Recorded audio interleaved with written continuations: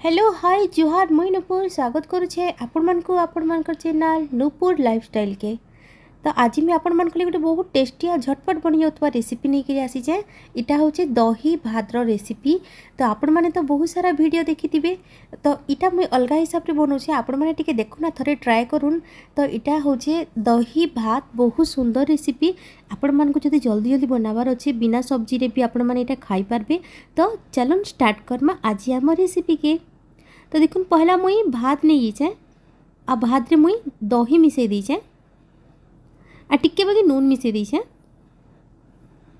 ए देखिए भल से मुई मिसई दउछे भात दही के आ नून के भल से मिसई दउछे।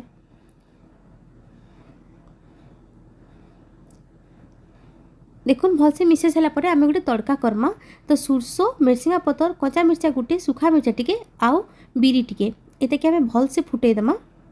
जिन माने डाइट रे अछन इटा आपण माने टिके टिके खाई पारबे। इटा टिके खाइले भी पेट भरी आसी, पूरा तार माने बेसी खाइबार के इच्छा ना हुए।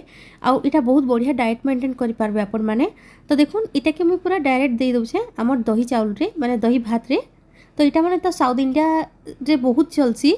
तो आपण माने थरे घरे ट्राई करी देखुन, बहुत टेस्टी लागला। बिलीव करूँ आपण मन को कैसी सब्जी रो भी दरकार ना पड़े। तो थैंक यू आपण माने लास्ट तक मोर वीडियो देखले। एंता वीडियो देखवार लागि सब्सक्राइब करूँ।